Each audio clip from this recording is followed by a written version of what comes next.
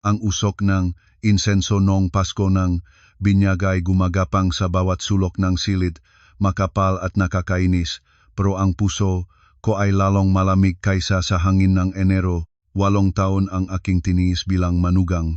Akala ko ay mababayaran ng aking sakripisyo at kabataan ang isang tahimik at masayang tahanan. Ngunit ang mapait na katotohanan ay bumaksak sa akin ng walang habag, tulad ng isang bagyo na hindi mo inaasahan. Marahil ba ang pagtitiis ng isang babae ay laging nagiging pagkain ng taong walang pusong walang katapusang kasakiman?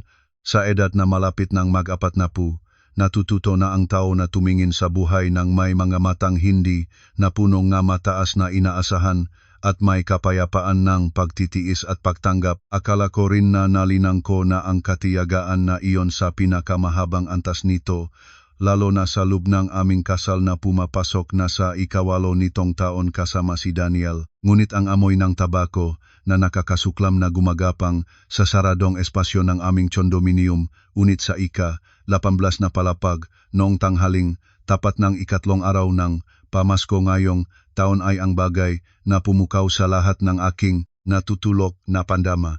Nakatayo ako, nakasandal sa Marble Kitchen Island na kusa ko mismong pinagipunan at pinahandaan buwanan bawat sahod para may saayos. Nakatingin sa sala, isang unit na 120 metro kwadrado. Dati ay tahimik na kanlungan ko pagkatapos ng mahabang oras bilang manager sa kumpanya, ngunit ngayon ay mukhang isang palengke na punong basura at kaguluhan. Sa bege na imported na sofa, ang pinakamatatandang kamag-anak ng asawa kong si Daniel na si Tito Ernesto ay nakaupo nang nakakrus ang mabinti na may kasamang dumingang lupa, nag-usok ng sigarilyo at nagpapalabas ng makulimlim na asul na usok pataas sa plaster ceiling. Sa kahoy na sahig ay 3 bata, mula malaki hanggang maliit, na nagtatakbuhan at nagpapalagas ng makalahating inuming soft drinks. Ang ingay ng 11 tao mula probinsya na dumating para sa pamasko ay bumabagsak sa mga pader at nagiging isang nakakasakit sa ulong maingay na tunog. Si Daniel, ang lalaking tinatawag ko na asawa, ay nakaupo sa gitna ng higaan na alpombra, namumula ang mukha sa alak. Siya ay nakikita kong tawang-tawa, patuloy na nakukuha ng pinakamainam na mga piraso ng litson at inihaw na manok at inilalagay sa plato ng pinsan niyang lalaki. Hindi tumitigil ang bibig niya sa pagmamapuri. Tito, kain lang, maluwag dito sa bahay namin, kumpleto ang lahat. Ngayon kakain, bukas maglalaro, wala pang gana na umuwi. Walang problema, bahay natin ito naman, bahay natin. Ang 3 salitang iyon na lumabas mula sa bibig ni Daniel ay parang manipis at walang kabuluhan para sa akin. Ang aking mga magulang ay kinuha ang kanilang ipon para sa pagtanda at ibinigay sa akin ng walang kapalit na 1,000,000 at kalahating piso para sa down payment. Sa loob ng 7 taon, maga at huli akong nagtatrabaho, pilit na tinatakasan ang aking sarili para mabayaran ang prinsipal at interes ng bangko bawat buwan. Sa titulo ng pagmamay-ari ng property ay isa lamang pangalan ang nakasulat, ang aking pangalan.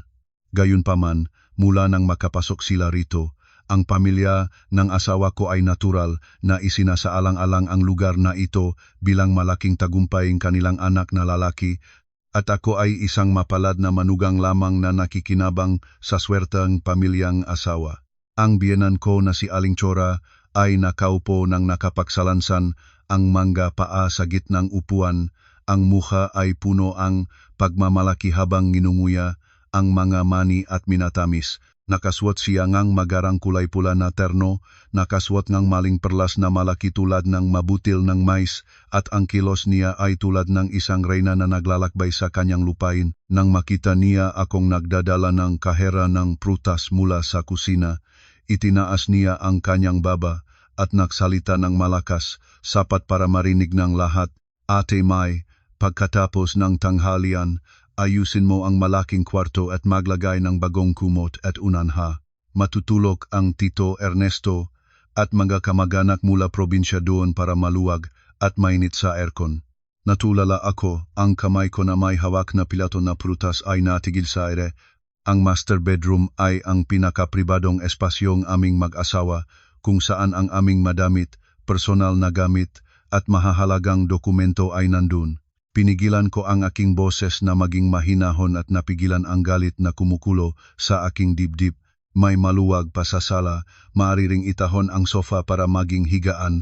Ang kwarto namin ay maraming personal na gamit, mahirap kung papasukan ng bisita. Anong mahirap?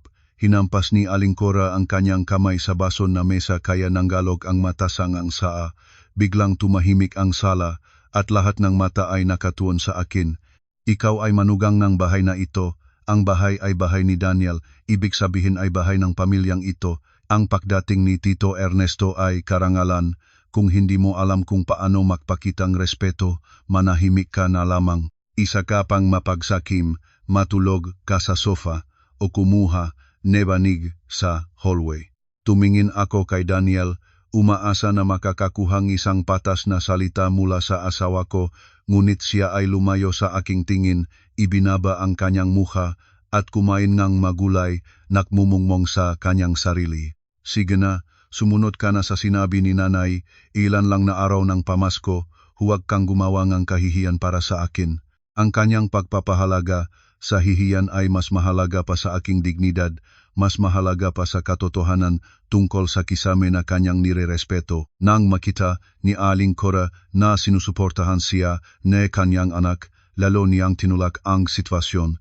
Isinukod niya ang kanyang kamay sa bulsa na kanyang damit at inilabas ang isang nakoplang bilete. Inayos niya ito ng kaunti, pagkatapos ay inihagis ito ng walang pakundangan sa ibabaw ng mesa sa harap ko. 100 pisong berde at manipis ang kumulo. Sa gitna ng mabalat ng mani at mga pulang ang tubig na nilagyan ng bilog. Kung masyadong siksik at hindi ka komportable, kumuhang 100 piso at sumakay ng jeep o tricycle pauwi sa iyong mamagulang para maglarong ilang araw. Kapag umuwi na ang lahat naming makamag-anak sa probinsya, saka ka na bumalik para maluwag ang bahay. Pakasama itong biga at mapangakit na manugang, saka na lang magpakita kapag maayos na ang lahat. Tumingin ako sa 100 pisong biyete. 100 piso. Ang halagang isang asawa. 1 taong nagdadalang buong pamiyang ito sa loob ng 8 taon. Sa huli ay inhalagang isang maliit na bilete, itinatapon tulad ng 500 pulubi. Ang tahimik ay halos masakal sa akin, narinig ko pang tunog ngabong sigarilyo ni Tito Ernesto na nahulog sa alpombra. Sa sandaling iyon, wala ni isang patak ngang luha ang nahulog sa aking mamata, ang pasensya, ang pagtitiis, ang teorya tungkol sa pagiging manugang, tungkol sa pagsunod sa asawa, ang lahat ng bagay na nakulong sa akin sa loob ng taon ng kabataan ay biglang naging alikabok. Bahagya akong ngumiti, isang ngiti na kakatwa ang gaan. Yumuko ako, ginamit ang 2 daliri ko para kunin ang 100 pisong bilete, iniayos ito ng maayos at inilagay sa aking bulsa. O nanay, kung iyon ang sabi mo, susundin ko. Lumiko ako papunta sa kwarto, iniwanan ang nagtatakang tingin ni Aling Cora at ang hindi maintindiang tingin ng mahina kong asawa. Isinara ang pinto ng master bedroom. Pinutol ang lahat ng ingay ng kaguluhan mula sa labas. Tumayo ako at nakasandal sa kahoy na pinto, huminga ng malalim, ang hangin sa loob ng kwarto ay maliwanag pa, amoy ng lavender essential oil na araw-araw kong sinusulatan tuwing gabi. Ang tahimik na ito ay nagpapaalala sa akin kung ano ang akin at kung ano ang hindi na magiging akin. Lumapit ako sa wardrobe, binuksan ang ibabang drawer at inilabas ang gray na medium size na maleta. Ang aking makamay ay hindi nanginginig. Sa katunayan, ang bawat galaw ng pagtuping ang damit, paglalagay ng mga gamit ay mabagal, tiyak at determinado na parang matagal na akong naghahanda para sa pagtakas na ito. Sa katunayan, sa kailaliman ng kaluluwa ko, ang isang babaeng lumampas na sa 3 dekada ng buhay, ang pagkasira ay hindi kailanman nagmumula sa isang solong sandali ng pagputok. Ito ay libu-libong malilit na gasgas na inalis na panahon. Ang magabing may lagnat ako ngunit si Daniel ay abala sa paglalaro na video games nang walang kahit isang salita na pag-alala. Ang mga beses na ilubok ang ulo ko sa mga deadline sa trabaho ngunit kailangan pa ring maghanda ng 10 putahe para sa pamilya ng asawa Ang mga sandali na ang sahod ko ay naniningil sa account ko ay agad na hiniram ni Daniel para sa mga malalaking okasyon sa probinsya na hindi ko nakikitang naibabalik. Ang daang pisong inihagis ni Aling Cora sa mesa ay ang huling hibongita, ganap na nakputol ngang mapilit na pag-asa na sinikap ko pang hawakan. Kumuha akong ilang damit na pangbahay, 2 suite para sa opisina at isang bagnang pangunahing gamit. Sa maliit na kahon na nakatago sa sulok ng wardrobe, nilagay ko ang passcode, kinuha ang lahat ng aking personal na dokumento, ang titulo ng property sa aking pangalan, ang passbook ng savings account, at ang USB drive na naglalaman ng madatos na maingat kong na backup mula sa computer ni Daniel sa nakalipas na ilang buwan. Lahat ay maingat na nakabalot at inilagay sa ilalim ng maleta. Habang binibigyan kong lock ang maleta, tumingin ako sa wedding photo na nakasabit sa dingding. Sa larawan ay si Daniel na nakasuot ng puting suit, ngumingiti ng bukas ang puso. Ako ay nakasuot ng wedding gown, ang nga mata ay puno ng pananampalataya sa isang maligayang pamilya. 8 lamang na taon ang nakalipas, ngunit ang matao sa larawan at ang katotohanan ngayon ay 2 estranyo na. Pinindot ko ang switch ng aircon, binunot ang plug ng mini refrigerator sa kwarto, maingat na binuksan muli ang safety box. Lahat ng bagay sa kwartong ito ay mababawi ko, wala ni isang sentimo ang mawawala, ngunit hindi ngayon. Binuksan ko ang pinto at lumabas, ang sala ay maingay, paringay ang dati. Si Daniel ay nakatayo sa sulok ng balkon na hinanani ni Galileo.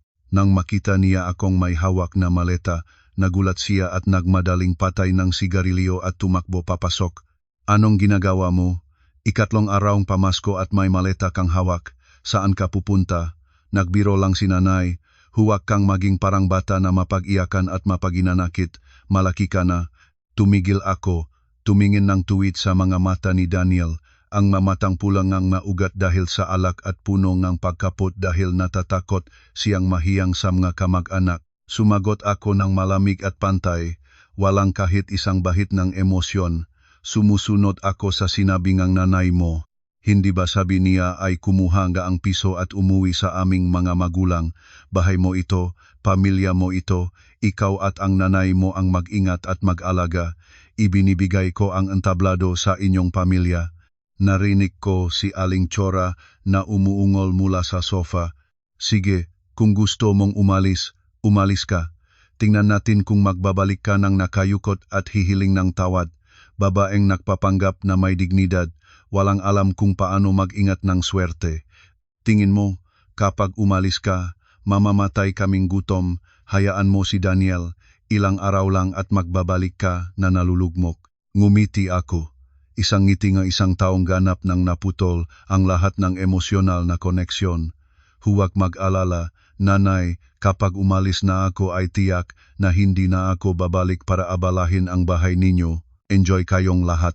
Hindi ko hinintay na makapagtugon si Daniel. Lumiko at lumakat ng tuwid papunta sa pintuan. Ang aking mahils ay tumatapak sa sahig ng may matibay na ritmo. Ang tunog ng kahoy na pintuan na isinara sa aking likod ay naglihang ng isang tuyo at mapagpasyang tunog. Pinutol ang lahat ng bulong at panunuksong ingay. Bumaba ang elevator sa ground floor. Lumabas akong lobbying ang condominium. Ang tanghali ng 3 araw ngang pamasko sa lungsod ay tahimik. Ang malamig na hangin ng Enero ay banayad na humaplos sa aking mapisngi. Sumakay akong isang FX na nakaparada sa kabilang daan.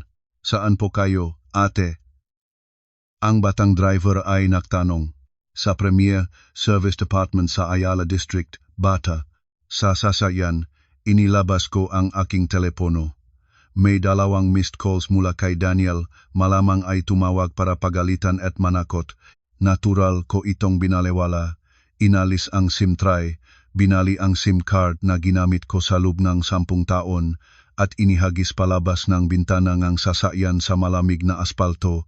Ang telepono ay nagpakita ng no SIM.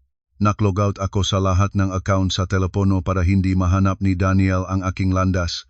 Nakaupo ako nang nakasandal ang ulo sa cushion ng upuan, tinitignan ang malansangan na dumadaan sa labas ng bintana at pinikit ang aking mga mata. Hindi umiyak, hindi galit, hindi masakit. mayroon lamang isang kakatuwang kawalan, isang kawalan na may hugis ng kalayaan.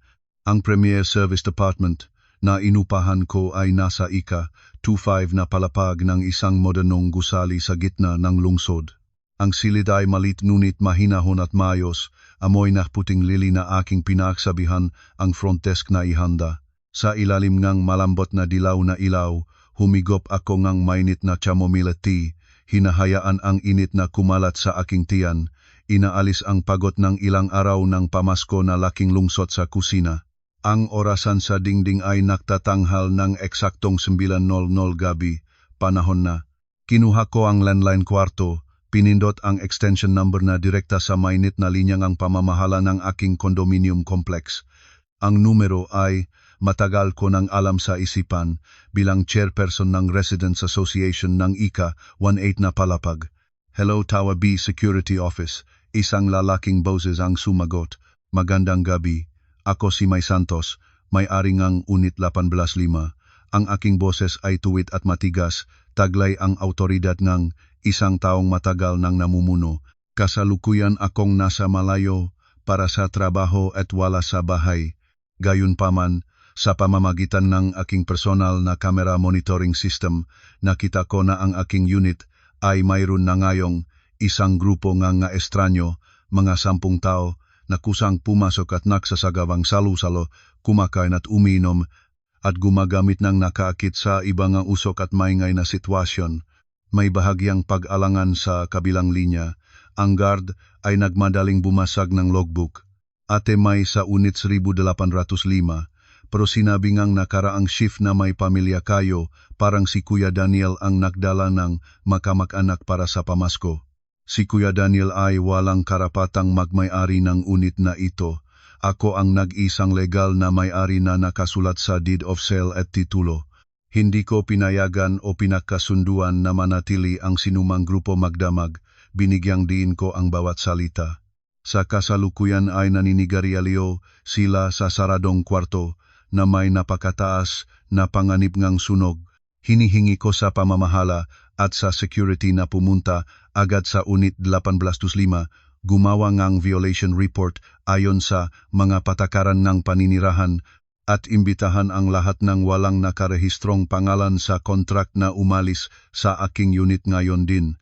Kung may mangyaring suno o pagkawalan ng gamit dahil sa pagkaantala ninyo, ang pamamahala ng gusali ay dapat na managot sa batas. Ang aking katatagan at kaalaman sa batas ay nagpagulat sa guard. Opo, hihintayin ninyo. Iulat ko agad sa chief supervisor at hihingi ng tulong mula sa barangay police para sa inspeksyon ngayon. Ibinaba ko ang tlapono at inilagay ang tasang tsaa sa mesa. Ngumiti ako habang tinitingnan ang malinis na salamin ng bintana kung saan ang maliliit na ilawong kalsada ay parang mabituin na nahulog sa lupa. Madali akong makaimahin ng malinaw ang eksena na nagaganap higit sa 10 kilometro mula sa akin. Tiyak na ngayon ay katatapos pa lamang ng hapunan. Si Tito Ernesto at ang mga lalaki ay nakahalo-halo sa sahig, naglalaro ngang mahjong at nagtatayang ngang pera. Ang amoy ngang tabako ay nakakainis. Si Daniel ay lasing na at hilong nagtutulog sa sofa, habang si Aling Chora naman ay malamang nakahandusay sa aking mahal na spring mattress, nakabalot sa seda na kumot, at nagmamalaki sa mga kamag-anak sa probinsya sa pamamagitan ng telepono, at pagkatapos ay maririnig ang matalakas na katok sa pinto. Katok. Sa aking isipan, ang pelikula ay gumaganap ng perpekto, ang katok na may autoridad ng batas at patakaran ng gusali. Ang guard kasama ang barangay tanod na nakasuot na opisyal na kasuotan ay nakatayo ng seryoso sa harapan ng pinto. Si Daniel ay maligalik na lumabas para buksan ito, ang mukha ay antok at inis. Ano to, pamasko naman, hindi kami makatulog ng maayos.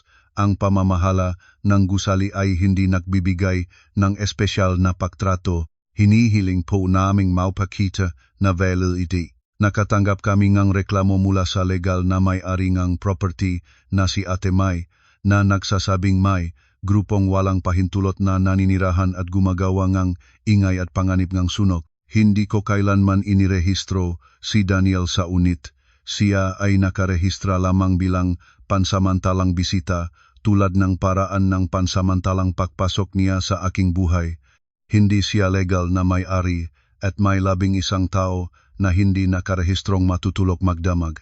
Inaatasan ang lahat na kolektahin ang kanilang magagamit at umalis sa gusali agad para sa seguridad. Maririnig ko ang maingay na sigaw ni Aling Chora na biglang nagising mula sa kwarto, ang buho ay magulo. Ano? Mga wala kayong utak. Bahay ito ang anak ko, bahay ito ni Daniel. Paano ninyo kaming patitibayin ng labas sa gitnang gabi?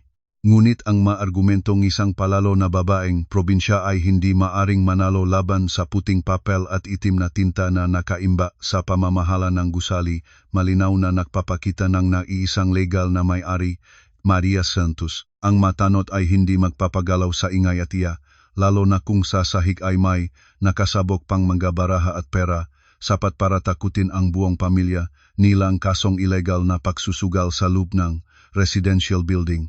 Ang kahihiyan at pagkakahiya ay sasapitin ng pamilya sa loob na Enero na lamig na nagtatayo ng 10 tao, matatanda at bata na may plastic bag at pasalubong at magamit, itinitilapon sa labas ng lobby ng gusali. Si Tito Ernesto ay manunumpa ng malakas. Si Aling Cora ay iyak at susumpain ako bilang walang galang na manugang, at si Daniel, siya ay despradong magtatawag sa akin, mangangailangan at magbabanta na nataranta lamang nang marinig ang death signal ng telepono. Itinuan ko ang aking tasa ang taa, nagbuhos ang isa pa. Ang amoy ngang chamomile ay banayat na nagpapaginhawa, ngamga kulubot sa sulok ngang aking mamata. Ngayong gabi, kailangan nilang maglakat at humanap ng murang pensyon sa labas ng lungsod. Mahirap na mag-iksapiga sa mga silit na may amoy ng amag, ang ₱10 na pamasahe. Ibinalik ko sa kanila sa pamamagitan ng isang tiket palabas sa gabi ng malamig na simula ng taon. Ang laruang ito ay oras na para sa akin na kontrolin. Ang umagang ika-4 na araw na pamasko ay kumatok sa pamamagitan na manipis na sikat na araw na dumaan sa manipis na voile na kurtina. Nagbago-bago ako at nagising sa malambot na kama, umunat at huminga ng malalim. Amoy ng eucalyptus essential oil ay banayat na lumalabas. Gaano karaming taon ang lumipas bago ako natulog ng walang panaginip. Hindi nagising sa madaling araw para maghanda ng mesa ng pagkain. Hindi nagmamadaling magluto ng saa para alagaan ang buong pamilya ng asawa. Ang katahimikan ng umaga ng bagong taon ay kahanga-hangang nakapagparamdam sa akin na parang muling ipinangana mula sa isang naubos na buhay. Bumaba ako sa kama, isinuot ang manipis na sweater at lumakad patungo sa maliit na kusina ng service department. Sarili ko ring nagbraong mainit na itim na kape at dinala ito sa maliit na salamin na mesa malapit sa balkonahe. Sa tabi ng kape ay ang laptop at ang ₱10 bilete. Ang maliit na perang itinatapon ng aking biyenan sa akin kahapon ng hapon. Ang mapungay na berdeng bilete ay nakahiga ng tahimik tulad ng isang dumb witness sa walang pagmamahal at pagpapahalaga ng mataong tinatawag ang kanilang masarili na pamilya. Binuksan ko ang laptop, ang messenger account ay nakalogin pa mula sa dati dahil hindi ko pa ito tinapos. Ang lumang SIM ay nasira at itinatapon ko ng ngunit ang application sa computer ay nagpapanatili pa ng buong kasaysayan ng pag-usap. Agad, isang serye ng mga notifikasyon ang bumuos ng mabilis tulad ng ba. Ang icon ng mensahe ay patuloy na lumitaw na may daan-daang missed calls at mensahe mula kay Daniel, mula sa kapatid niyang babae, at mula sa ilang kamag-anak sa panik ng asawa. Inilipat ko ang kursor sa chat window ni Daniel at mahinahong binasa ang bawat linya ng teksto na naglalaman ng gulat at pagkainis na nagbabago sa paglipas ng panahon. Mensahe bandang 11:00 gabi. Ano bang ginagawa mo? Ang guardiat pulis ay kumakatok at gustong palabasin ang lahat. Tawagan ang pamamahalang gusali para ayusin agad. Matataas na ang blood pressure ni nanay at masakit ang ulo. Mensahe bandang 11:30. Bakit hindi ka sumasagot? Ang pulis ay walang pakialam sa sinuman. Si Tito Ernesto ay galit na galit. 11 tao ang nakatayo sa lobby ng gusali na nilalamig. Mensahe bandang 1:00 ngang madaling araw. Masamang babae. Tandaan mo ang aking mukha. Ang buong pamilya namin ay nakahandusay sa isang murang pensyon sa labas ng lungsod. Ang kama ay mayroon pang amoy ng amag, walang mainit na tubig para maligo. Ang mga bata ay umiyak dahil sa lamig. Si nanay ay nakahiga sa kama at nagre-reklamo. Kasama ang mamensaheng ito ngang panunumpa ay isang larawan. Sa larawan ay si Aling Chora na nakaupo at nakabalot sa isang kama na may mapanglaw na kulay lugaw na kumot. Ang mukha ay nadurog at ang buhok ay magulo, wala ng bakas ng arogansya at kayabangan ng nakaraang araw. Si Tito Ernesto ay nakaupo at nakalukot sa sulok ng silid, isang sigarilyo sa kamay, ang mukha ay pinagsama-samang galit. Ang pensyon na silid ay puno nga tao, ang magamit ay nakalat sa kupas na sahig na tila, bahagya akong ngumiti ng may pagamak. Masaya? Bakit hindi ako magiging masaya nang makita ang mataong sanay sa pag-abuse, sanay sa pagyapak sa pawis at luhang ang ibang tao na nakakaranas ng pagkakahiya? Sinisisi nila akong walang awa, ngunit ni minsan ay hindi. Nila tinanong ang kanilang mga sarili kung paano nila ako tinalakay. Isang alaala na 2 taon ang nakaraan ay bumalik ng malinaw. Noong panahong iyon, ang aking mamagulang ay pumunta sa lungsod mula sa probinsya para sa check-up sa ospital at dumaan ng mabilis sa bahay para bisitahin ang kanilang anak. Si Daniel ay maliwanag na naiinis, nagmumukha ng di masaya at nagreklamo na ang bahay ay masikip.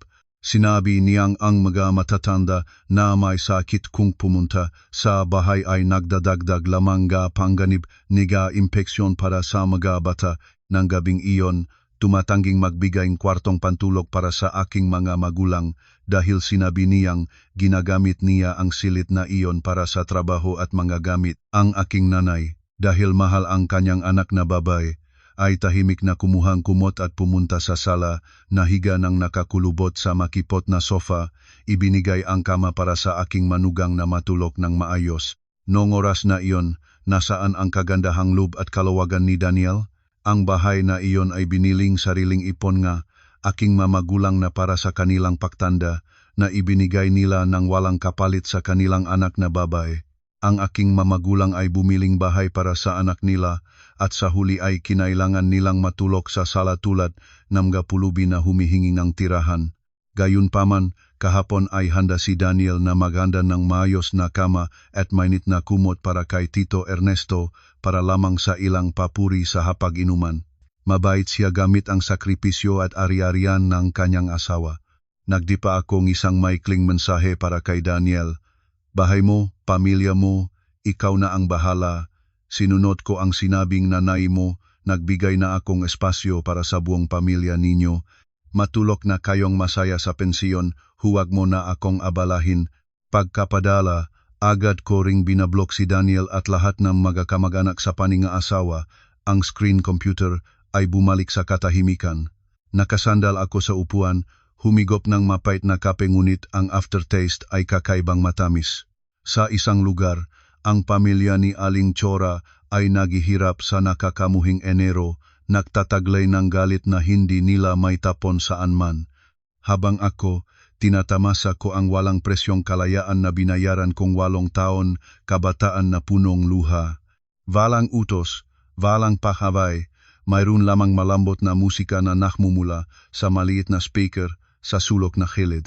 Ang kalayaan ay hindi kailanman mura, ngunit nabayaran ko ng buo at wala ni sentimong may utang. Ang hapon ng ika-5 araw ng Pamasko ay lumipas sa ganap na katahimikan. Ang makalye sa labas ng bintana ay nagsimulang punuin ulit ng tao. Ang agos ng matao ay bumabalik sa kanilang araw-araw na buhay. Nakaupo ako ng kurus ang mabinti sa charpet sa gitna ng silid. Ang liwanag ng laptop screen ay nagpapakita ng malamig na mga sinag sa aking mukha. Ang aking puso ngayon ay tulad ng isang makina na program na wala ng espasyo para sa pagdadalamhati o kahinaan. Naghahanda ako para sa isang malaking laban, ang huling labang ito para mabawi ang aking karangalan at ari-arian. Binuksan ko ang folder na pinangalanan ng isang naka-encrypt na karakter na nakatago sa malalim na bahagi na hard drive. Ito ang imbakan ng nga bagay na maingat kong naitala sa loop ng 3.5 taon. Ito ang panahon na nagsimula akong mag-ipon ng ebidensya ng sapat para tuluyang makuha mula nang una akong nakamalay sa mga butas sa pisikal na kalkulasyon ng pamilya. Ang unang folder ay nagpakitang malinaw na mga larawan ng file. Ito ay mga kopyang bank statement para sa isang transaksyon ng 200,000 piso na inilipat ko sa account ni Daniel 2 taon na ang nakaraan. Nung panahong iyon, ang aking biyanang lalaki ay nagkaroon ng stroke at kinailangang i-rush sa ospital. Si Daniel ay lumuhod sa sahig, lumuha at nagmakaawa sa akin na i-withdraw ang aking savings para sa gasto sa ospital. Nangako siya na ito ay panandaliang utang. Ilang buwan pagkatapos ay ipagbibili niya ang isang lote sa probinsya at ibabalik niya ang pera. Nalambot ang aking puso at binawas ko ang lahat ng pera na orihinal na inilaan para sa bagong motorsiklo at advance na class ng Ingles para sa aking sarili. Ngunit lumipas ang 2 taon, hindi na ibenta ang lote sa probinsya, ang aking biyanang lalaki ay ganap na gumaling. Ngunit ang utang na 200,000 piso ay natural na nawala sa memorya ng buong pamilya ng asawa. Nang pinopush ko ito ng banayad, si Aling Cora ay walang kahihiyang nagsalita ng malupit na sinasabi na ako ay isang manugang na mapag-imbot na inilalagay ang buhay ng kanyang biyanang lalaki sa timbangan ng bawat sentimo ng pera. Pinindot ko ang print command, ang maliit na wireless printer ay nakmumuok, naklalabas na maputing papel na may mga numerong nakalimbak na itim. Ang ikalawang folder ay naglalaman ng screenshot ng mensahe at mga resibo ng paglilipat ng pera na may kaugnayan sa 100,000 piso. Sinabi ni Daniel sa akin na ito ay kontribusyon para sa pagtatayo ng dambana ng pamilya. Bilang pinakamatatandang apo, kailangang mag-ambag ng higit pa para mapanatili ang karangalan ng pamilya. Pilit akong nag-overtime, kumuha ang bina. Ngunit ang masaklap na katotohanan, ang 100,000 piso ay hindi napunta sa mga gusaling dambana o mga haliging simbahan ng angkan. Sa pamamagitan ng isang pagkakataong narinig ko ang isang tawag sa telepono sa pagitan ni Daniel at ng kanyang kapatid na babae. Mapait kong natuklasan na ang perang iyon ay ginamit para sa bayad na utang ng pinakabatang kapatid ni Daniel na nasangkot sa gambling at lottery. Nakasabwat sila, nagganap ng isang perpektong dula para makuha ang pera mula sa isang babaeng nagdadala ng buong pamilya. Ang mga pahina ng bank statement ay patuloy na lumabas sa printer, iniapon sa isa't isa at naging isang makapal na folder. Ginamit ko ang dilaw na highlighter para maingat na itampok ang bawat transaksyon, bawat petsa. At pagkatapos ay pinindot ko ang mouse para buksan ang ikatlong folder. Ang folder na ito ay pinakamabigat, kapwa sa daming data at no sakit na dala nito. 800,000 piso. Iyon ang kabuang halaga ng aking maternity pay, year-end bonuses, at parang galing sa pagbebenta ng aking wedding jewelry na maingat ko at pinilit-pilit panatilihin. Si Daniel ay nagsalita ng malambing at nagdetalye ng maliwanag na plano sa pamumuhunan kasama ang isang kaibigan para magbukas ng distributorship ng imported na produkto. Nagrawing siya ng mag-chart ng kita at nanggako na bilhin ako ang bagong sasakyan at dadalhin ako sa bakasyon sa Europa. Ang 800,000 piso ay lumipas kasama ang bulag na pagtitiwala ng isang asawa na gustong suportahan ang negosyo ng kanyang asawa. Ang pagtataksil ay natuklasan lamang ng isang gabi makalipas ang 6 na buwan. Noon ay lasing at natutulog si Daniel ng napakalalim. Ang kanyang telepono ay patuloy na nagliliwanag na may papasok na mensahe. Ang instinto ng isang babay ay nagpukaw sa akin para buksan ang lock screen. Walang kaibigan, walang distributorship ng imported na produkto. Iyon ay mensahe mula sa kuya ni Daniel, nagpapabatid tungkol sa pagkumpletong paglilipat ng titulong isang residential lot sa kalsada sa probinsya. Pinaka nakakagalit, ang taong nakasulat sa titulo ng lote ay hindi si Daniel, at hindi rin kami ng mag-asawa, kundi si Aling Cora.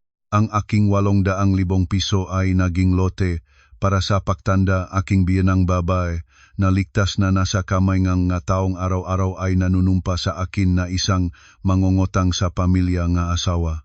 Binuksan ko ang audio file. Ang boses ni Daniel ay lumabas sa malamig na kwarto. Ang prangkita mo ay pera rin ng bahay na ito. Binibili ko ang lupa para kay nanay ko. May mali ba? Ikaw na asawa ko. Kung hindi ka marunong mag-invest para sa pamilya ng asawa, huwag kang magsalita at mamutawi ang bibig mo. Ang lupa ay nakapangalan sa nanay ko para lamang mapangalagaan para sa akin. Bakit ka nag-aalalang katulad nun? Ang bastos na boses na iyon, kahit ngayon ko pa naririnig ulit, ay nagpapaginaw pa rin ng aking laikot. Ang katakawan ng tao ay talagang walang ibabaw. Pina-off ko ang recording, kinopya ang file sa maliit na pilak na USB. Tinipon ko ang lahat ng madokumentong na print.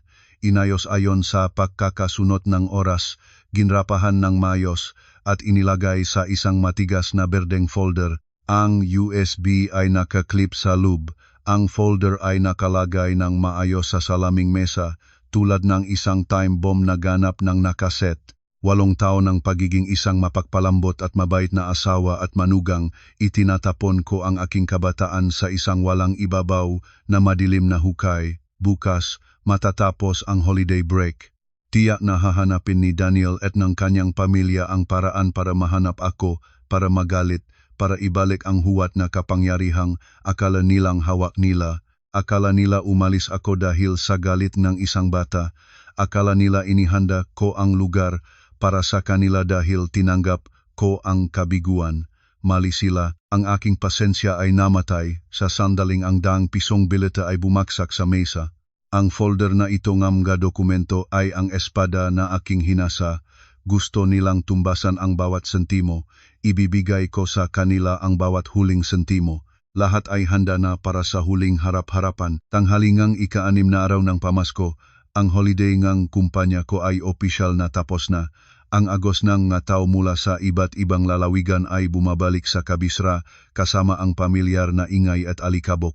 Nakatayo ako sa tabing bintana ng serviced apartment, nakatingin pababa sa masiglang intersection.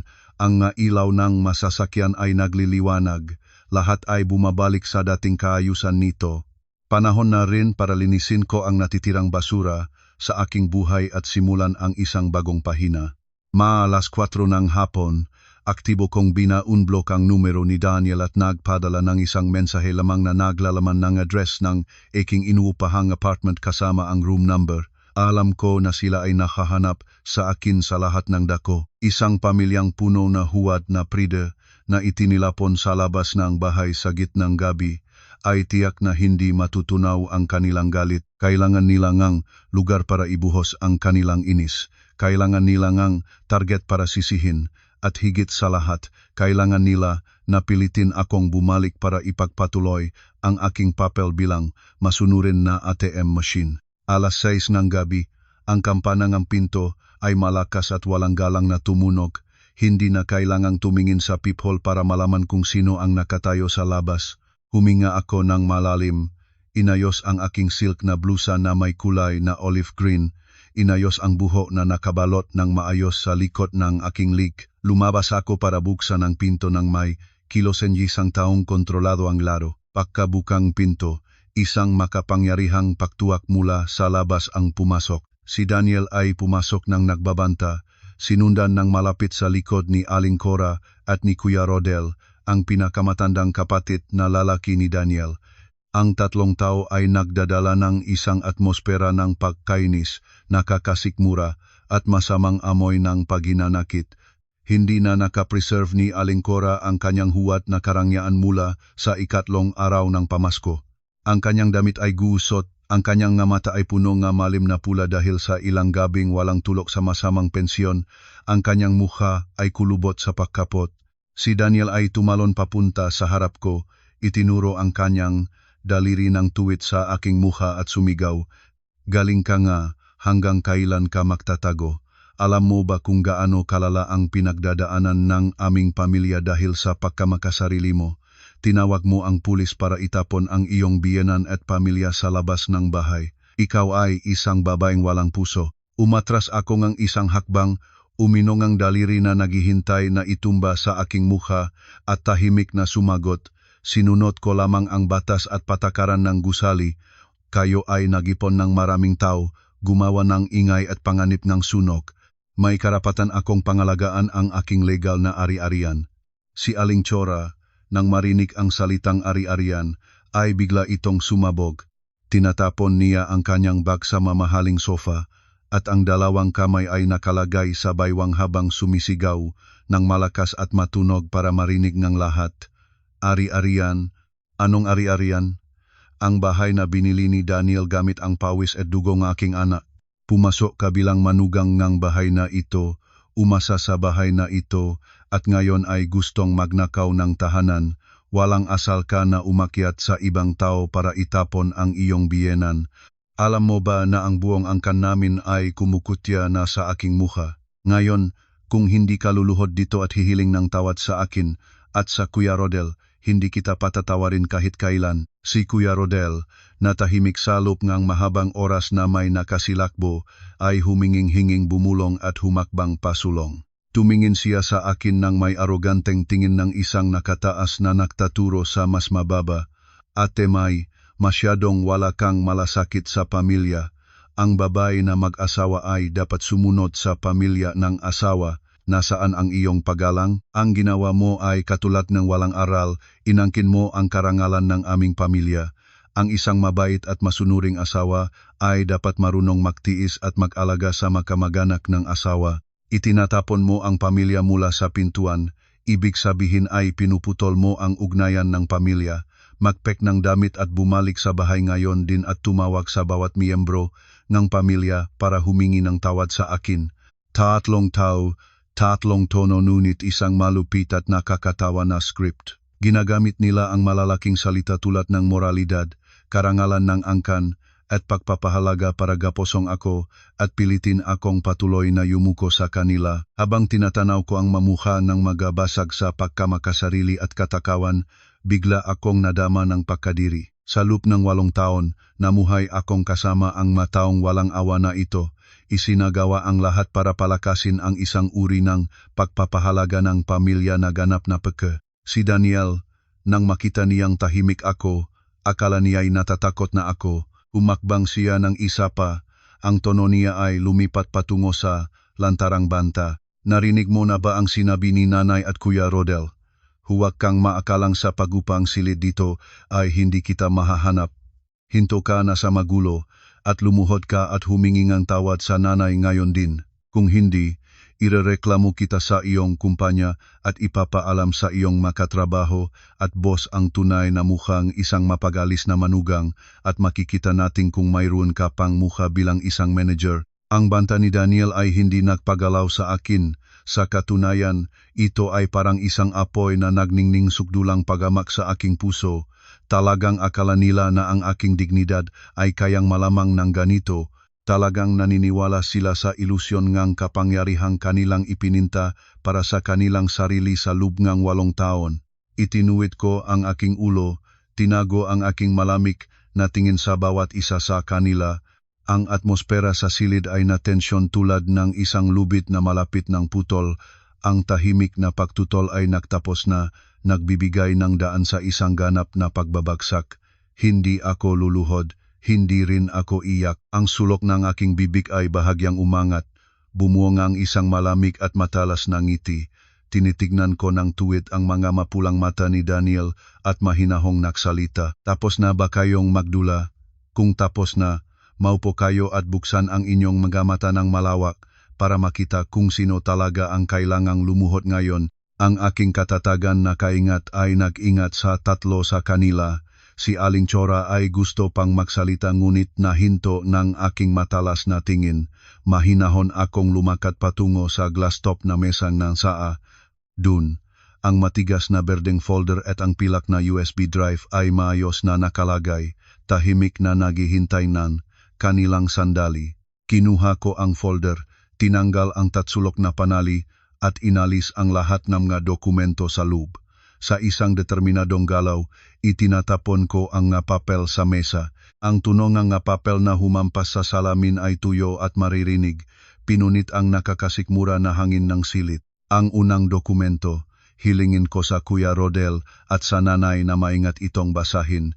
Ito ay certified true copy ng titulo ng condominium unit sa ICA, 18 na palapag. Ginamit ko ang aking hintuturo para tapukin ng malakas ang papel na may pulang selyo. Nang bilhin ang bahay, ang aking mamagulang ay direktang nag-transfer ng 1,500,000 piso sa account ng developer. Ang natitira bawat buwan ay automatikong kinakaltas sa aking salary account para sa mortgage ng bangko. Sa deed of sale at certificate of ownership ay mayroon lamang isang pangalan, Maria Santos. Si Daniel ay walang kahit isang sentimo na nag-ambag sa bahay na iyon. Kaya ang argumen na bahay ng aking anak, biniling aming pamilya, iuwi na ninyo iyon sa probinsya at pagdayaan ninyo ang inyong nga sarili dun. Ang bahay na iyon ay aking personal na ari-arian at may karapatang itaboy ang sinumang ayaw ko palabas ng pintuan. Ang mukha ni Aling Cora ay nagbago ng kulay mula maputla hanggang mapula. Inuutal-utal niya, nagsisinungaling ka. Ang pera ngang ipinagawa ni Daniel, mag-asawa kayo, magkasama. Saan galing ang pera ni Daniel? Tanungin ninyo ang inyong anak kung magkano ang ibinigay niya sa akin sa loob ng 8 taon para sa kuryente, tubig at gastusin para sa bahay. O siya ay gumagamit ng aking pera para paalagaan ang buong pamilya ninyong ito. Nagpatuloy ako at inilabas ang 2 resibo ng paglilipat. Ito ay ang bank statement ng 200,000 piso. Inilipat ko kay Daniel 2 taon na ang nakakaraan. Lumuha siya at lumuhod sa aking harap na humihingi ng pera para sa gastos sa ospital ang kanyang ama na nagkaroon ng stroke. Nangako na ibebenta ang lote sa probinsya at ibabalik ang pera. Ngayon ay lumipas na ang 2 taon. Ang lote ay hindi naibenta, ang pera ay hindi naibalik. Ibinibilang ninyo ang buhay ng inyong ama sa pawis at duha ng manugang at pagkatapos ay natural na tinatanggap ang utang. Lumipat akong tingin at tinitigan si Kuya Rodel ng diretso. Siya ay nagsimulang iwasan ang aking tingin. Itinatapong ko ang ikatlong papel sa mesa. At ito ay ang 100,000 piso na kinuha ni Daniel sa akin. Sinabi niyang kontribisyon para sa pagtatayo ng dambana ng angkan para mapanatili ang karangalan ng pinakamatatandang apo. Ngunit sa totoo ginawa nito para bayaran ang utang sa gambling ng pinakabatang kapatid ninyo, Kuya Rodel. Bilang panganay kayo, nagbibigay kayo ng moral na aral sa akin. Alam ba ninyo na ang inyong kapatid na lalaki ay gumamit ng pera ngaming manugang para magsugal? Nakasabwat kayo, nagdula ng halos perpektong dula para lokohin ang isang babaeng nagdadala ng buong pamilya. Hindi ba kayo nahihiyang sa inyong nasarili? Ang hangin sa loob ng silid sa sandaling ito ay tulad ng nailabas ang lahat ng oksigen. Si Kuya Rodel ay nakabukas ang bibig, wala siyang masabi. Si Aling Cora ay bumaksak sa sofa. Ang 2 kamay ay nanginginig na nakahawak sa gilid ng kanyang bag. Si Daniel ay umatras ng isang hakbang, nagpapakita ng mapata ng malamig na pawisan niya. Siya ay nagsimulang mapagtanto na ang pinakamaruming lihim niya ay nalantad sa ilalim ng liwanag. Ngunit iyon pa ay hindi ang huling dagok. Kinuha ko ang pilak na USB drive, inikot sa pagitan ng 2 daliri ko, at pagkatapos ay malakas itong inilagay sa ibabaw ng pilenga mga dokumento. At ito ang pinakamalaking regalo ko para sa inyong pamilya, 800,000 piso. Niloko ako ni Daniel. Sinabi niyang inilaga sa isang negosyong pag-import kasama ang isang kaibigan, ngunit sa katunayan ay ginamit niya ang aking maternity pay, year-end bonus, at pramula sa pagbebenta ng aking wedding jewelry para bumili ng isang residential lot sa tabi ng kalsada sa probinsya. Yumuko ako patungo, tumingin ng diretso sa mukha ni Aling Cora at malinaw na nag-articulate ng bawat salita. Ang lote na iyon ay kasalukuyang nakapangalan sa inyo, hindi ba, Aling Cora? Ang aking 800,000 piso ay naging lot para sa inyong pagtanda. Ang USB drive na ito ay naglalaman ng buong recording ng pakumpirma ni Daniel ng kanyang mapanlinlang na kilos. Kasama rin ang mga larawan ng kanyang mga mensahe sa Kuya Rodel tungkol sa paglilipat ng titulo. Tuminuwid ako, nakatiklop ang mga kamay sa aking dibdib. Ang lahat ng galit, pihati at sakit na naipong tiim sa loob ng maraming taon ay nakalabas.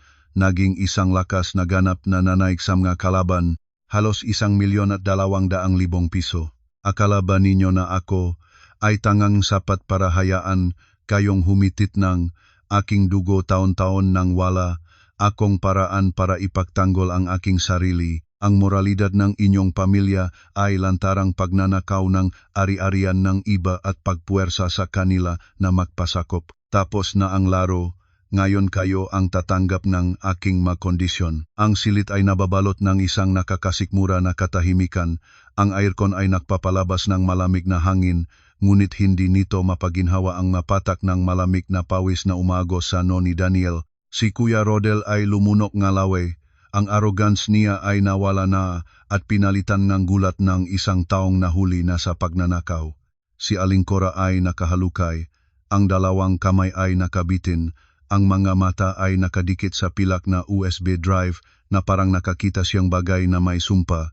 Mahinahon akong lumapit sa maliit na file cabinet sa sulok ng silid, kinuha ang 2 piraso ng puting papel na may malinaw na nakaprint na sulat.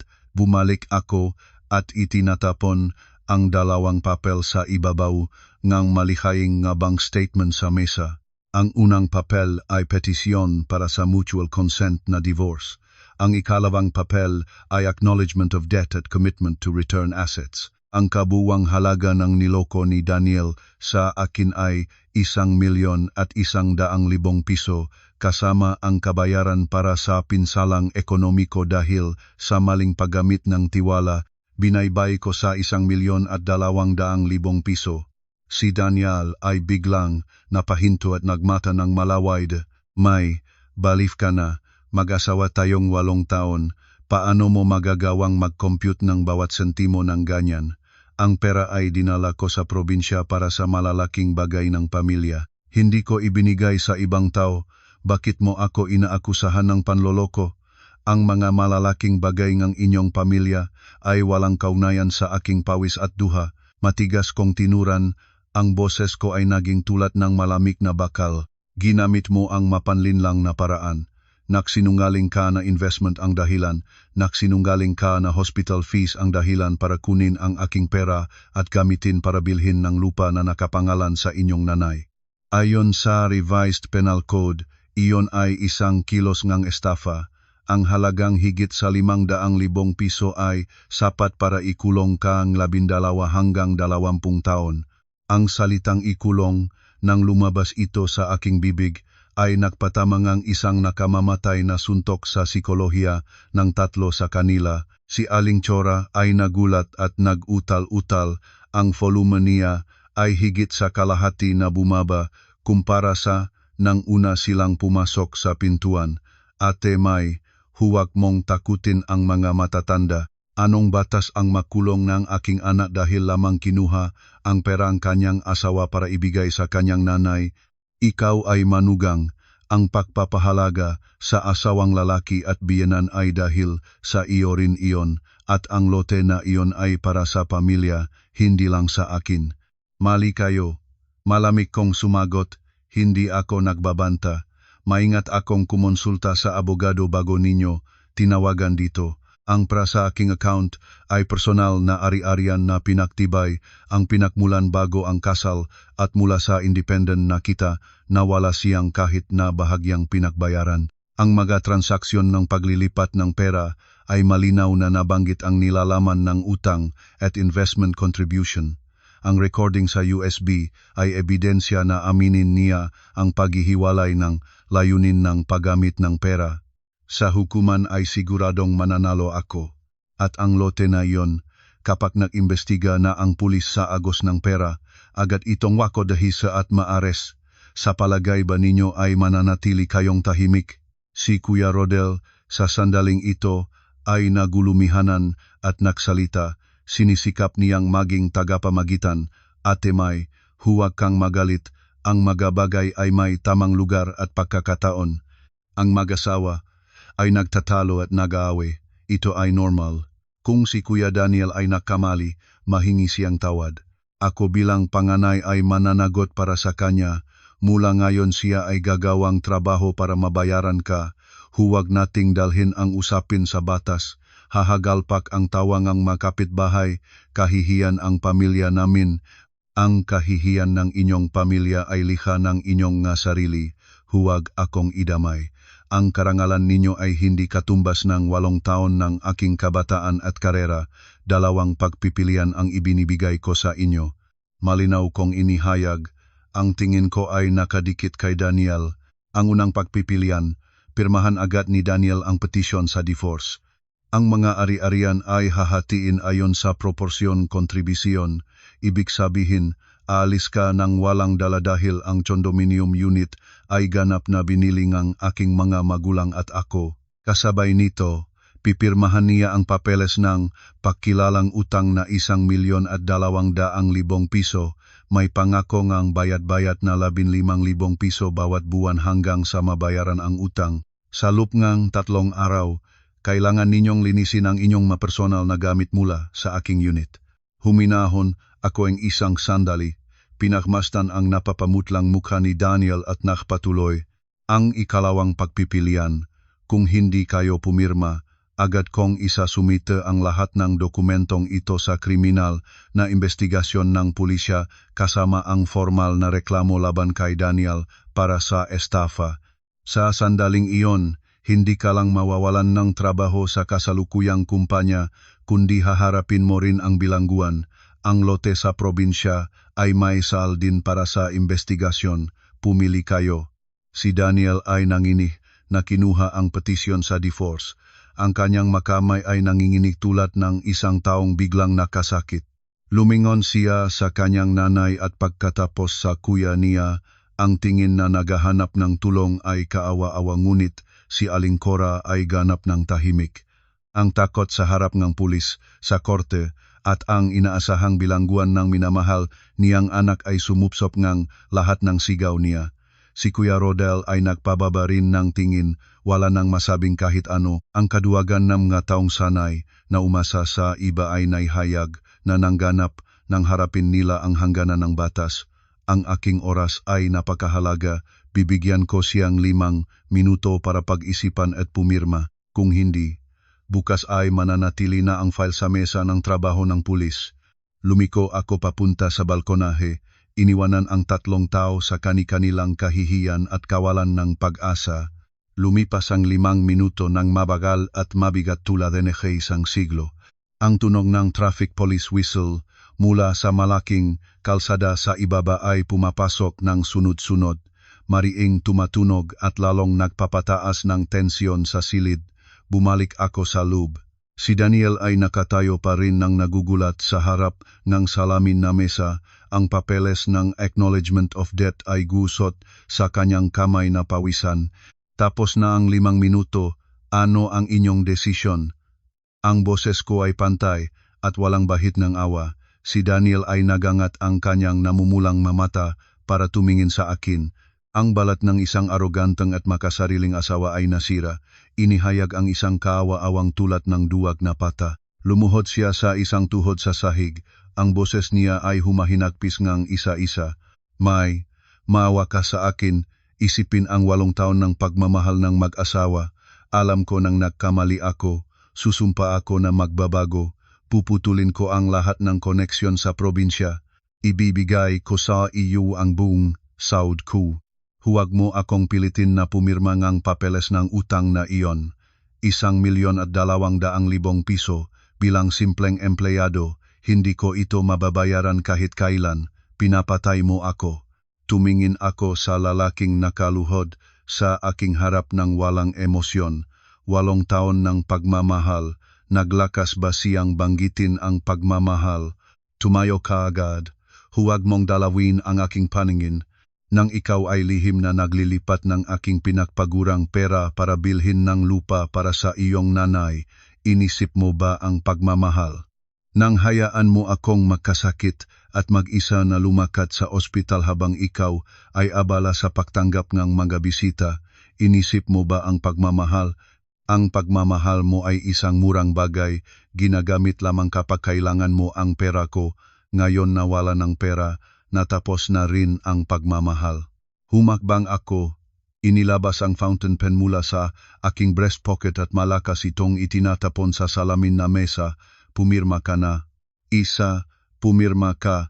2, bukas isusumite ko ang reklamo at ipadadala ang file sa investigasyon. Wala akong pakiusap. Si Aling Chora, nang makita ang anak niyang napigil sa dulo, ay umiyak ng panahon-panahon at nananahoy. Ate May, pakiusap, igalang mo ang matanda, maawa ka kay Daniel. Nalinlang lang siya, wala siyang masamang intensyon. Papayagan mo ba siyang magdalangan itong malaking utang o ang lote sa probinsya? Ibibigay ko iyon sa iyo bilang kabayaran, huwag kang mahingi ng iba. Agad ko itong tinanggal. Ang lote na iyon ay para sa inyo, wala akong gana para sa magusot na ari-arian sa probinsya. Gusto ko lamang ibalik ang eksaktong halagang pera, ang eksaktong halagang niloko ninyo sa akin. Higit pa rito, ang lote na iyon ay hindi siguradong mabibili ngang 800,000 piso. Wala akong hangat na mapagtraidor muli. Kung mahal mo ang iyong anak, ibenta mo ang lote at bayaran ang kanyang utang. Iyan ang problema ng inyong pamilya. Wala na akong kaunayan.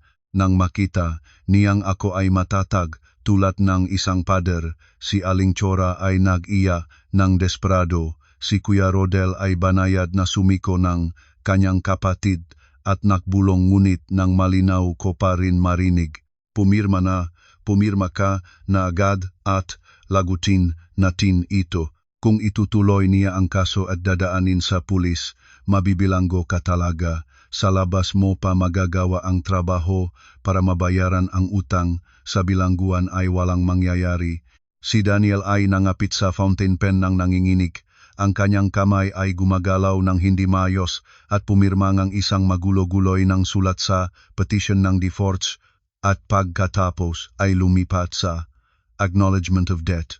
Ang bawat sulat ng kanyang pirma ay tulad ng palaso na tumatama at ganap na winawasak ang hawla na nagkulong sa akin sa buong kabataan ko. Nang bitawan niya ang pen sa mesa, siya ay parang isang walang buhay na katawan na bumagsak sa sofa. Ang dalawang kamay ay nakayakap sa ulo niya ng walang direksyon. Maingat ko itinago ang dalawang papel, sinuri ang pirma at fingerprint na malinaw at inayos ng maayos sa berdeng folder. Lahat ng pangunahing legal na proseso ay nakumpleto na. Ang natitira ay ang pagsampa ng petisyon sa Regional Trial Court at paghintay sa takdang araw ng pagdinig. Sa mga ebidensyang ito, ang divorce ay magaganap ng napakabilis. Mabuti, bukas ay isusumite ko ang petisyon sa korte at ngayon kailangan ninyo ng 3 araw para kolektahin ang manggagamit ninyo. Biyernes ng hapon ay magpapadala na ako ng locksmith para palitan ang lahat ng kandado ng unit. Anumang bagay na hindi akin ay ipapadala ko sa pangongolekta para linisin. Inimbitahan kayo palabas. Ang 3 tao ay tahimik na tumayo, wala nang masigaw, wala nang magabasagang argumento tungkol sa moralidad ng pagiging manugang, wala nang aroganta at palalo. Lumabas sila sa pinto ng serviced apartment tulad ng mga pinakanahiyang mananalo, kinakagat ang isang nakalulungkot na atmosfera at isang napakalaking utang na nakabitin sa kanilang ulo. Nang masara ang pinto, lumiko ako at tiningnan ang buong silid. Ang murang pabango ni Aling Chora at ang amoy ng pawis ni Daniel ay tila nananatili pa. Lumapit ako sa bintana at malakas na itinulak ang salamin na pinto. Ang hangin ng gabi ay pumapasok na malamig ngunit kakaibang malinis at presko. Inilayo ngang hangin ang lahat ng maasim at mapanlinlang na amoy na nakalipas. Kinuha ko ang telepono, tinawagan ang kumpanya ng paglipat, nag-order ng pakete para alisin ang malaking kama at lahat ng gamit na ginamit ni Daniel sa lumang tahanan. Ang buhol ay naalis na. Mula bukas, muling itatayo ko ang aking buhay sa aking sariling mapa at sa pagmamalaki ng isang babaeng ganap na malaya. 6 na buwan ang lumipas mula ng gabing linisin ko ang mga tira-tira na karaan sa serviced apartment. Hawak ang desisyon ng diborsyo na may pulang selyo ng korte, huminga ako ng mahinahon. Lahat ng proseso ay dumaan ng mabilis ng hindi inaasahan. Sa harap ng mga hindi mapagkakamaliang ebidensya at takot sa bilangguan, si Daniel ay masunuring tinanggap ang lahat ng kahilingan sa pagbabahagi ng ari-arian. Siya ay hindi naglakas ng loob na humihingi ng kahit anong pribilehiyo. Ang malignong tumor na nakadikit sa akin sa loob ng 8 taon ng aking kabataan ay sa wakas ay ganap na naalis. Isang linggo ngang umaga sa kalagitnaan ng Hunyo, ang araw ng tag-araw ay nagliliwanag ng marilaw sa ika-18 na palapag na balkonahe. Humigop akong saang lotus at tinitingnan ang mga pandekorasyong bulaklak na namumukatkat ng bukas at maligaya. Ang aking condominium unit ngayon ay may ganap na bagong hitsura. Kaagad pagkatapos umalis ni Daniel na may hawa ng mga kahon at maleta, tinawagan ko ang locksmith para palitan ang lahat ng kandado. Ang malaking kama na may amoy ng amag, ang beige na leather sofa na tinahak ng mga paang may kasamang lupa, pati na rin ang lahat ng gamit na may bakas ng pamilya ng asawa ay iniwan ko ng pag-ayos. Sarili ko ring pinili at binili ang isang set na magagaan na kulay na kahoy na mesa at upuan, kumalat ng malambot na hand-woven carpet at pinalitan ang kurtina ng manipis na puting tela. Ang nakakasikmura at puno nga usok na espasyo na ikatlong araw ng pamasko noon ay naipalit ng malinis na lavender essential oil at ganap na maliwanag at tahimik na kapayapaan. Ang isang babay kapah nabitawan na ang mabigat na pasanin ngang mapanganib na pamilya, ang karera ay natural na umaangat. Wala nang magabing puting gising na naktatrabaho para mabayaran ang pampinansyal na butas na dahil sa asawa. Wala nang mahapon pagkatapos ng trabaho na dapat magmadaling tulad ng anino pawi para magluto at alagaan ang biyenan. Ibinuhos ko ang lahat ng aking isipan at lakas para sa trabaho. Ang aking kakayahan bilang manager ay kinilala ng naangkop ng Board of Directors. Sa pagtatapos na Abril, opisyal akong nakatanggap ng promosyon bilang Vice President for Operations ng Sangay. Ang income ay tumaas ng malaki, hindi lamang nagbibigay sa akin ng maginhawang pamumuhay kundi nagbibigay rin sa akin ng kakayahang mag-ipon para sa matibay na retirement fund ng aking mga magulang. Taliwas sa aking buhay na puno ang liwanag, ang larawan ng pamilya ni Daniel sa probinsya ay nababalot ng madilim na kulay. Sa nakalipas na 6 na buwan, bawat ika-10 araw ng buwan, ang aking telepono ay naktatanggap ng notification ng pagtanggap ng 15,000 piso kasama ang maikling linya na nagsasabing bayad ng utang. Ang isang kaibigan ko na tubong probinsya na lagi kong kasama noon ay paminsan-minsang nagpapadala ng mensahe na nagukuwento ng sitwasyon ng pamilya ni Aling Cora. Ang maliliit na baryo sa probinsya ay hindi kayang itago ang kahit anong bagay. Mula nang bumalik si Daniel na nadudurog at may mabigat na utang at papel ng diborsyo, ang loob ng kanilang pamilya ay nagulo at nagulo tulad ng bitin ng mga lubid. Si Aling Cora ay ganap na nawalan ng estado bilang reyna na mapagmataas sa mata ng pamilya. Wala nang manugang na tagalungsod para pagsamantalahan, wala nang malalaking halaga ng pera na bumabagsak mula sa langit para gamitin sa pagiging mapagbigay na huwad o malupit na pagtrataron sa mga kapitbahay. Siya ay naging tuksong lahat at pinakamapait ay ang utang na 1,200,000 piso na nakabitin sa ulong minamahal niyang anak. Tinanggal si Daniel ng dating kumpanya dahil sa patuloy na pagkabigo sa trabaho at maraming personal na problema. Siya ay nagpupumilit na makahanap ng trabaho bilang construction supervisor para sa isang maliit na kontraktor, nakalantad araw-araw sa araw at alikabok sa construction site. Nagtatrabaho hanggang sa mapagod para makapag-ipon ng 15,000 piso para sa akin bawat buwan. Ang pinakamataas na punto ng kaawa-awa ay nang hiniling ni Daniel kay Aling Cora na ibenta ang lote sa kalsada para may para bayaran ang utang ng isang beses. Si Aling Cora ay tumatangi. Sinasakal niya ang titulo at patuloy na nagtatanggal. Sumisigaw na si Daniel ay isang mapag-uring anak na gustong kunin ang tirahan niya sa pagtanda. Ang dalawang ina at anak ay nagtatalo ng halos buong araw at gabi. Si Kuya Rodel ay nahugas ng kamay at nanatiling sa labas, takot na maakit ang kanyang sariling mapinansyal. Ang pamilyang nun ay nakakaisa dahil sa pagkamakasariling pang-abuso, ay nakalat na dahil sa kanilang sariling katakawan at pagkamakasarili. Ang mataong yumapa sa aking pawis at luha ay ngayon ay nakakagatan sa loop ng bitag na kanilang sariling ginawa. Tumunok ang kampana ng pinto, pinigil ang aking daloy ng pag-isip, ngumiti ako, inilagay ang tasa ng saa sa mesa at mabilis na lumabas para buksan ang pinto. Ang aking mamagulang ay nakatayo sa hallway. Hawak ang mabag na puno nga prutas mula sa probinsya, sariwang prutas, at ilang boteng ang bagong na sariling ginawa ng aking nanay. Nandito na kayo, tatay, nanay. Pumasok na kayo, may aircon na cool dito. Ang nanay ko ay pumasok at ang kanyang malumanay na mga mata ay lumapak sa isang ikot sa malinis at magandang condominium.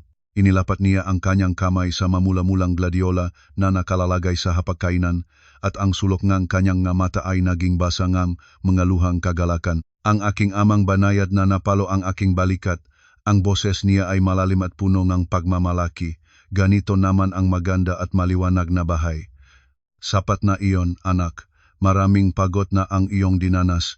Mula ngayon mamuhay ka para sa iyong sarili. Hindi na kailangang lumuhod o magtiis pa para sa iba. Kapag may bakante, lumabas, makipaglaro sa mga kaibigan. Puntahan kamong ilang araw ni nanay. Ngayon hindi na kailangang matulog sa sofa. Nanloloko ka pa rin, tatay. Ang kwartong pantulog para sa bisita ay ganap ko ng inayos. Binili ang pinakamagandang spring mattress para hindi masakit ang likod ninyo.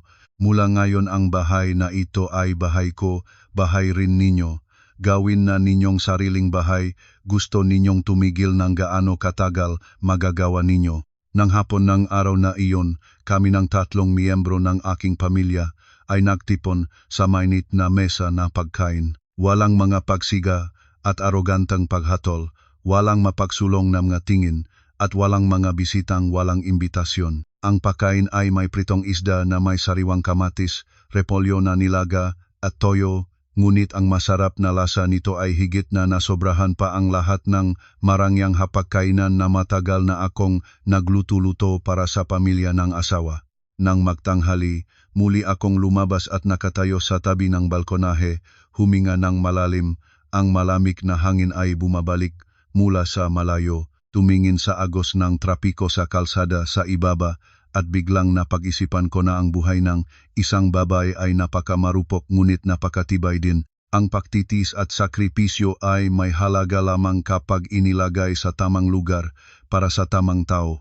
Huwag kailanman gawing talagang gumagapang na halaman ang iyong sarili, at huwag hayang ituring ng iba ang iyong kabutihan bilang isang natural na obligasyon. Ang daang pisong bileteng pamasko ay inilagay ko sa isang maliit na picture frame na nakalagay sa aklatan. Hindi na ito simbolong kahihiyan kundi naging alaalang araw na ako ay ganap na nagising. Pinapaalalahanan nito ako na minsan ay ang kalupit-lupitan ng iba ay ang pinakamahalagang regalo na nagbibigay sa atin ng lakas para humawak ng kutsilyo at putulin ang isang naagnas na ugnayan. Ang sikat ng hapon ay nagpapakita ng magintong sinag sa frame na salamin. Isang bagong landas ang nabukas na, maringal, mapagmataas at ganap na malaya. Ang papel ng diborsyo ay nagsilang ng katapusan ng 8 taon ng bagyo. Ang mataong walang pagmamahal at walang konsiderasyon ay ngayon ay nagtatrabaho ng husto para sa isang napakalaking utang at walang hanggang pagsisisi. Nakatayo sa pagbatinga umaga sa balkonahe na puno ng bulaklak, naramdaman ko ang aking puso na napakagaan. Ang karma sa buhay ay tunay na balanse. Ang isang babae ay tunay na nagiging mapayapa kapag siya ay naging matapang na bawiin ang kabutihang hindi sinasadyang ibinigay sa maling tao. Ang pinakamaalap na kaligayahan ay laging nagsisimula sa sandaling alam na nating bumalik at mahalin muli ang aming sarili.